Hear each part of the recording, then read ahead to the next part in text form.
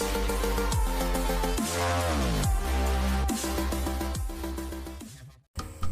Sobat Koko, selamat datang kembali di channel aku.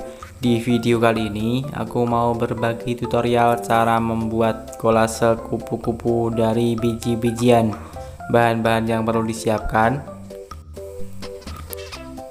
sket gambar, lem, tusuk gigi dan juga cotton bud, beras warna hitam, jagung, dan juga kacang hijau.